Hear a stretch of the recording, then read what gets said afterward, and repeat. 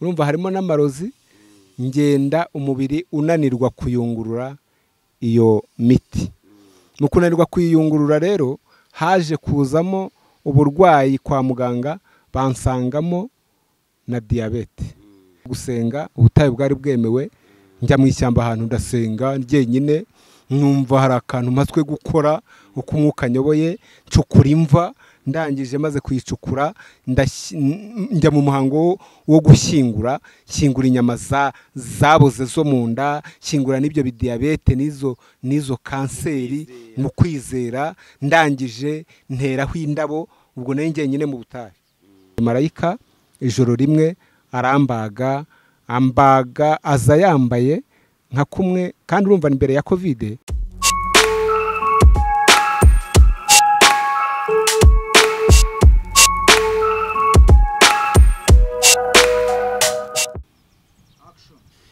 Yes, reka nongere mbahe ikaze abantu mudukurikirana kuri YouTube channel yacu. YouTube bimaze kumenyera ibagezaho ibiganiro byiza kandi byose bifite aho bihuriye nimba mutima, bibafasha kugira ngo mu mutima wanyu mwumve mutekanye munezerewe, bikanabafasha kugira ngo muniyubake, mugire ahantu muva, mugire n'ahandi mugera. Nizere ko mwamaze gukora subscribe. Anyway, nimba utari wakora subscribe, byanga byakunda umenye ko harimo ikibazo, kuko n'ubundi subscribe muzikora no ku YouTube channel wenda abigisha ibintu bidafiteho bihuriye n'agakiza. Sindi bubabwire ngo ntacyo bibamariye, wenda hari igihe wasanga aricyo bibamariye ariko nta hantu bihuriye n'agakiza. Rero nimba ukunda Imana wituma Satana kubuza gukora subscribe kuri YouTube channel yacu, hita ukoraho subscribe, kuko ibyo ugiye kuhumvira biraza kugutunga mu bugingo, mu buzima ndetse no mu mwuka. Hano dufite umukozi w'Imana yitwa Kanani Jean Baptiste, mumaze kumumenyera kuko iki ni ikiganiro cya gatatu tugiye gukora kuri yino YouTube channel yacu. Ubushize wanshize mu rujijo umukozi w'Imana, ndetse urujijo wanshizemo hatekereje ndavuga ni ese koko Imana irakiza? Imana ubundi koko Imana irakiza? Nyine hari abantu tubaho babizera gake, hari igihe naba ndimo, hari igihe naba narimo, hari igihe haba harimo n'abandi, ariko icyo nkubwiye nuko hari abantu tubaho babizera gake, kwizera bigorana. Ese koko mbere yuko unanibwira abantu urabanza wibwira abantu, ariko uhita usobanura icyo kibazo cyo kuvuga ngo ese koko Imana irakiza? Tuguhaye ikaze kandi urisanga. Urakoze, Imana ibahe umugisha, ndabashuhuje mu izina rya Yesu Kristo. Imana ikomeze kubagirira neza. Nk'uko binsabye, nitwa Kanani Jean Baptiste, maze iminsi nivuga, abantu tumaze kumenyerana, mbyaye imbyaro 6, abana 6 n'umudamu. Ndi umukirisito, ndi umunyamasengesho, numva nkunze kuba inaha, ariko nkazaba no mu mudugudu w'abera, nkazabana n'Imana Data. Ndabirwanira, ndabiharanira, ndabishakisha. Ni urwo rugamba rwo kuva mu isi amahoro tukazajya kubana n'Umwami nk'uko Yesu yabidusezeranyije, ubwo yasezeraga kubigishwa bababwira ngo ndagiye kandi ngiye kubategurira ahanyu, kugira ngo aho nzaba namwe muzabeyo. Nanjye ndi mu rugamba ndwana no kugira ngo nzabane na Yesu. Imana iduhane umugisha. Warumbajije rero ikibazo cyiza, umbaza ngo ese Imana irakiza? Imana irakiza. Mu myaka nakijijwe 9 kugeza aya magingo rero ndacyari mu gakiza. Nagiye mpura n'Imana mu buryo bw'ibikorwa byayo, iri gukiza abantu. Yagiye ikoresha abantu ndeba basengera abantu barakira. Yagiye nanjye nkoresha hamwe na hamwe. Ndi umugabo wo kubihamya. Groupe twabagamo zo gusenga, hari bitangaza nagiye mbona biturutse ku Mana, Imana ikiza abantu. N'ubu rero uko yari iri kera niko ikiri. No mu bitabo dusoma Bibiliya, ijambo ry'Imana bitubwira ko Yesu yajyaga akiza abantu, hari abantu yakijije, hari abo yazuye, intumwa ze hari abo zakijije, hari n'abo zazuye. Ubwo rero nshingiye kuri ibyo turi bugarukeho mu kanya, ndemeza ko Imana ikiza. Sinzi nimba wowe hari ukundi ubyumva. Imana irakiza, ndi umugabo wo kubihamya. Abatabyemera ko Imana ikiza, hari abantu batajya bapfa kwemera ko Imana ikiza, kubera ko cyari nk'umuntu ejo bundi twatuma tubiganira, yahise ambwira si ngo nimba Imana ikiza ibitaro byaba bibereyeho iki. Kandi koko ku rundi ruhande naramwumvishije, CHK ibereyeho iki, Rwa Faisal ibereyeho iki, Kanombe, Kabgayi, ibitaro byinshi cyane. Kandi koko ni ukuri pe, nanjye nari mpagaze aho ngaho mvuga ngo Imana irakiza rwose. Ariko akimara kumbwira ibyo bintu, naravuze ati ko ibintu ntajyaga mbitekerezaho. None wa mugani kubera iki hariho bino bitaro? None se koko nimba Imana ikiza bino bitaro biramara iki? Urakoze. Gukiza kw'Imana rero kuri mu buryo bwinshi. Hari abantu Imana ikiriza mu rusengero cyangwa mu masengesho batagiye kwa muganga. Hari n'abantu Imana ikiza bari no mu bitaro ifatanyije n'abaganga, Imana ikabakiza. Kugira ngo ubimenye wabisobanurirwa n'iki? Hari n'igihe mbere y'uko ujya kwa muganga, mbere na mbere sinzi nimba wemera ko Imana ivuga. Urabyemera? Hari igihe rero umuntu ajya kwa muganga ariko yaranasenze Imana ikamubwira iti nzagukiza. Ashobora kujya kwa muganga rero Imana igakoresha ba baganga, sibyo? Kandi ikamukiza koko ikoresheje n'abaganga. Buriya ugomba no kujya kwa muganga wizeye ko Imana yakoresha n'umuganga cyangwa ikamufasha. Ariko hari n'abandi aza kavuga ati jewe ubu burwayi ngiye gusenga Imana inkizi. Kandi koko agasenga cyangwa agahura n'abanyamasengesho bakamufasha gusenga. Hariho abantu basenga, genda bizi. Nawe kandi ndumva ubizi. Hari abantu basenga, abantu bagakira rwose. Nako urabizi, umuntu utazi ko Imana ikiza ndumva baba atari benshi. Rero ndi mu bantu bahamya ko Imana ikiza. Urugero nko mu magroupe yo gusenga ku nsengero nagiye mbaho, hagiye nk'umuntu yafatwaga n'abadayimoni. Bamwe bamujwigiriza agahebe bakamera ukundi kuntu, kaza rwose nta muti bamuhaye, kandi no kwa muganga si henshi bavura ibintu bisa gutyo. Bakapfukama bagasenga bakabwira Imana, bashobora no kwiyiriza, bashobora no kuraramo, bashobora no gufata umunsi. Buriya abanyamasengesho baritanga n'intwari iyo babonye ikibazo. Nabagereranya n'abantu bitanga, nabagereranya n'abakize. Baritanga ku rwego rwo hejuru, bakagupfukamaho bakagusengera, bagira amahirwe n'Imana ikavugana nabo ikababwira ngo uyu nguyu yarwaye gutya na gutya ndamukijije. Kandi koko yabivuga igahita ibikora. Njya numva ubuhamya bw'abantu babivuga ko yabivuganye nabo kandi ikagira gute ikabisohoza. Ndi umugabo wo guhamya rero ko Imana ikiza kandi nanjye yarankijije. Ariko nanone tutabijinganyije ko cyane cyane wakoze, ngewe nemera ko Imana ivuga, kuko njya mu rusengero njya gusenga, numva Imana ivuga, mbona ukuntu ikora. Ariko tutirengagije ko hari abantu batari banumva na hatoya bakumva Imana irimo iravuga. Ari urwo rusengero ntibari barujyamo, ntibari barugeramo, sibyo? Cyangwa se banarugezemo, kuko insengero zose siko buri uko ugiye gusenga uhava wumva Imana ivuga. Hari kuko abantu benshi hari abadusoba, hari abantu njya numva bavuga ngo Bibiliya ni igitabo nk'ikindi. Sinzi nimba iyo mvugo warigeze kuyumva. Umuntu akavuga ati Bibiliya ni, wamubwira ngo Bibiliya, kuko niyo wenda umubwiye ati kubera iki uri kuvuga ngo Imana ngo ntago ivuga, ni ukubera iki urimo uratekereza ko Imana itavuga? Byagenze gute? Akavuga ati njyewe ntago ndayumva ivuga.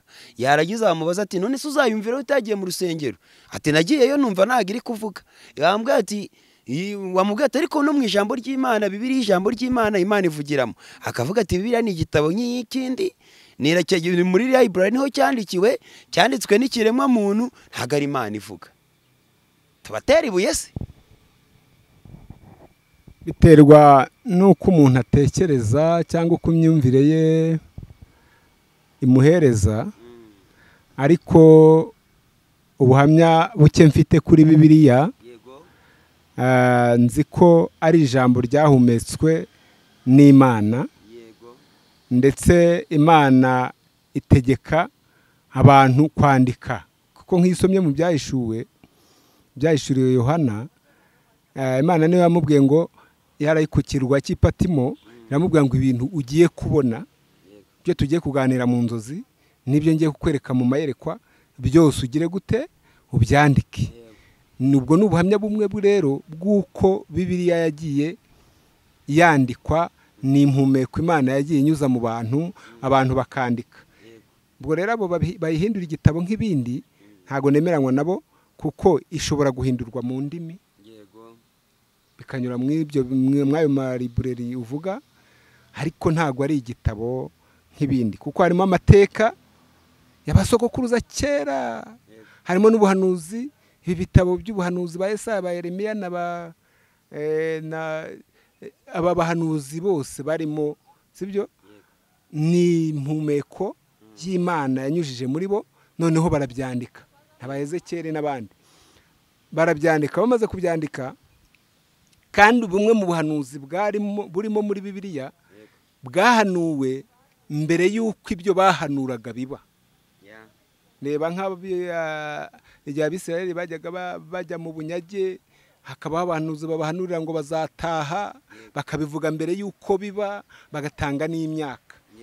Nanone ubuhanuzi bwa Yesaya niwe muhanuzi ukomeye wahanuye ibya Yesu. Aravuga ngo ndamureba ariko si ubu, yari ari guhanura ko azavuka. Amwita intare yo mu muryango wa Yuda. Yatungaga urutoki aho Yesu azavukira. Ibyo ni ibintu byabaye mbere y'igihe, ariko nyuma biza gusohora uko abahanuzi bagize gute babihanuye. Shingira kuri icyo rero, mpugura abo bantu bavuga ko Bibiliya ari igitabo nk'ibindi. Bibiliya ni ijambo ry'Imana ryahumetswe n'Imana, ntabwo ari igitabo nk'ibindi. Uhereye kera ryagize umumaro kuri ba sogokuruza, ribereka inzira, ribarangira inzira, natwe riracyakomeje kutuyobora inzira ijya mu ijuru, nuko mbyemera, ntabwo ari igitabo nk'ibindi. Tugaruke, ndumva abantu benshi cyane mwajyaga mwibaza mbere na mbere, ntabwo gusa uyu murongo wacu ukubujije gushyiraho komenti, kuko kuri komenti ushyiraho bizajya bidufasha kugira ngo ubutaha tugusubize, kandi tuzaba tugusubiriza aho watubarije kuri YouTube channel yacu. Ariyo mpamvu nkomeza kubabwira ngo nyaboneka mukore subscribe, kuko birakenewe cyane. Nimukora subscribe mukadusharingira kino kiganiro, nimudufashe ubutumwa bwiza bubashe kugira ute kwamamara. Mwabyumvishe ko mushubijwe, abantu mujya mwibaza ko Bibiliya ngo ari igitabo nk'ibindi, ngo ni ibitabo biba muri library. Hamwe n'umukozi w'Imana Kanani Jean Baptiste atubwiye ko atari ko bimeze. Bibiliya ntabwo ari igitabo nk'ikindi, ahubwo Bibiliya ni ijambo ry'Imana. Reka twigarukire kuri cya kindi twari twakomeje tubaza ngo Yesu arakiza, ndetse nagarutse nkubwira nti wowe kabyara we, nimba akiza cyangwa se Imana ikiza, ibitaro bimara iki? Ubundi niye mpamvu yaba ituma hari ibitaro kandi Yesu n'Imana bakiza? Impamvu ya mbere, kugira ngo Yesu agukize, nuko mugomba kuba muziranye. Iyo ni intambwe ya mbere, kuko n'umuntu upfukama akabwira Yesu ati ndashaka kunkiza, hari ukuntu abazi Yesu, hari ubuhamya bafite kuri Yesu, hari uko aba yarumvise Yesu, hari n'urwego aba yarateye mu kumwizera, akavuga ati ibi bintu ndabona Yesu yabishobora. Nta mpamvu yo kwirirwa nduha, nubwo no kujya kwa muganga nta kibazo, ariko ndajyayo, ariko cyane cyane nizere ko Yesu yanankiza muri ubu buryo. Ubwa mbere, hari abantu akiza batagiye kwa muganga. Ntago mvuze ngo abantu ntibakajye kwa muganga, ariko bitewe n'ikibazo icyo ari cyo, nuko wumva wazamuye kwizera, ushobora no gusenga ugakira nta hantu ugiye. Ariko nkangurira abantu kujya babanza kujya kwa muganga bakamenya n'ibyo barwaye, bagakira. Imana yabakiriza kwa muganga cyangwa ikanabakiza basenze, ariko byose biremewe. N'ubushobozi Imana niyo yabutanze kugira ngo abantu bajye kwa muganga bivuze. Kandi hari n'abaganga, jewe hari aho nagiye kwivuza mpahura n'umuganga mbere y'uko namvura turabanza turanasenga. Urumva rero ko byose bifatanyiriza hamwe kutuzanira ibyiza. Dufite ubuhamya bw'abantu bajya bavuga ko bahuye n'Imana ikabakiza batagiye kwa muganga, ariko hari n'abandi yakirije kwa muganga. Ubwo rero kucyo warumbajije cyane cyane nka biriya by'abadayimoni twavugaga, umuntu ari gusara nta Nyabugogo hariya byarabaye. Hari abantu bafashe umusazi wigendera mu muhanda bamurambikaho ibiganza arakira bamuzima. Uwo muntu nibishaka nimushaka nzamubazanira bihere ubwo buhamya. Nanjye rero mu kuvuga ko mu guhamya ko Imana ikiza, reka nifashishe umurongo wo muri Bibiliya muri Yohana ibice 9 umurongo waho wa mbere. Umutwe w'amagambo uravuze ngo Yesu akiza uwari impumyi, akigenda abona umuntu wavutse ari impumyi. Abigishwa baramubaza bati, mwigisha, ninde wakoze icyaha, n'uyu cyangwa ni ababyeyi be ko yavutse ari impumyi? Mwese arabasubiza ati, uyu nta cyaha yakoze cyangwa ababyeyi be, ahubwo ni ukugira ngo imirimo y'Imana yerekanirwe muri we. Amen. Hano umuntu wajya impaka akomeza hasome, Yesu yaramukijije kandi yaravutse ari iki? Ari impumyi. Ubwo bivuze ngo uko Imana yari iri kera, uko Yesu yari ari kera, n'ubu niko ari. Uwakizaga kera n'ubu aracyabikora, n'ubu yabikora. Kankwereka handi rero yakijije none wakoresheje abakozi be.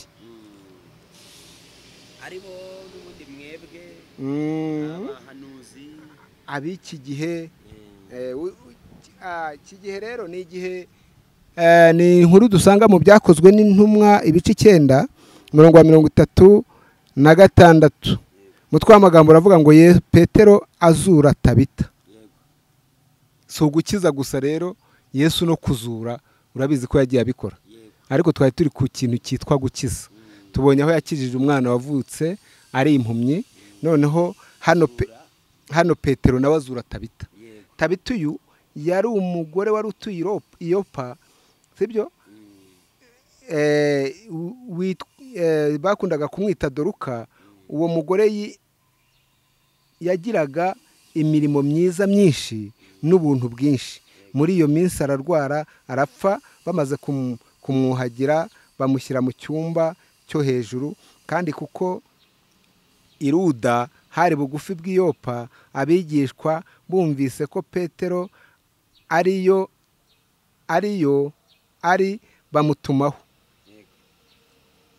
bamutumaho abantu babiri bamwinginga bati, ngwino uze iwacu ntutinde. Petero arahaguruka ajyana nabo. Asohoye bamujyana muri icyo cyumba cyo hejuru. Abapfakazi bose bahagarara iruhande rwe barira, berekana amakanzu n'imyenda Doruka yababoheye akiriho.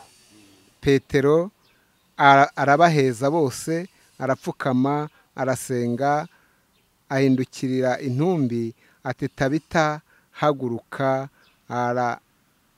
Arambura amaso, abonye Petero arabyuka aricara. Mwakire neza ijambo ry'Imana. Iki ni ikindi gihamya kigaragaza ko Petero afite kwizera, yakoze imirimo nk'iya shebuja. Arangije aravuga ati, Doruka w'imirimo myiza, Doruka aba bapfakazi bangana gutya bari kuririra ko yababoheye sharupa, akababohera imyenda, imipira, akabambika. Ubwo kandi yenda yaranabagaburiraga. Arangije bararira bati, Doruka ntago akwiye gupfa uko yiboneye. Barangije Petero bimukara ku mutima, arangije nawe ajya arizera, aravuga ati databuja yarabikoraga kandi uko yarari kera n'ubu niko akiri, n'ubu yagira gute yabikora. Aramuhamagara rero arasenga, Doruka areguka nk'uko tusomye mu ijambo ry'Imana. Twari turi ku ijambo rivuga ngo Imana igira gute irakiza. Dusoza rero, nanjye nigeze ndwara amarozi muri 2002, antindamo kuko ntabimenye, nzenguruka kwa muganga ahantu henshi nivuza, ngera ku rwego mb'umuhondo, amaraso ambana make mb'umuhondo kubera ko nivuzaga ibyo ntarwaye, ndatukura n'umusatsi utangira gucurama. Ariko igihe kimwe nza kumenya ko ndwaye amarozi kubera ko dusenga Imana ivuga, Imana inyoherereza abahanuzi bambwira ko ndwaye amarozi, yohereza n'umuntu ntatumyeho, avuga uti imiti arayizana arandutse. Ubwo Imana ikoresheje abakozi bayo mu mvugo yayo yabibamenyesheje, nabo baraza barabimbwira, ntangira kwivuza amarozi gutyo. Ariko nyivuza narakererewe mu imiti myinshi, iriya miti y'imivugutano ntibifite doze ku gipimo runaka, iyo uyinyweye igihe kinini iboza inyama zo mu nda. Ni ngombwa kuyinywa gahe gato, cyangwa se ukajya unywa mikeya, kuko kuyinywa ku rugero rwo hejuru abaganga bo barabizi igira ingaruka mu mubiri.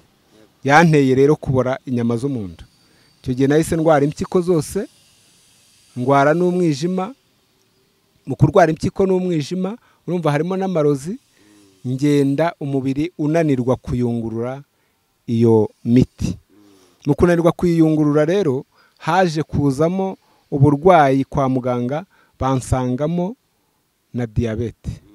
Ubwo urumva mu nda h'amarozi yabaga igihe kinini, hatangiye kuzamo ibibyimba. Urumva uburwayi bwankuraniyeho kubera isukari. Numva abaganga bavuga ngo y'impyiko n'umwijima birwaye, sirikirasiyo y'isukari mu mubiri ntikora neza. Baratwunganira muri comment, ariko niko giye umuganga twaganiriye yambwiye.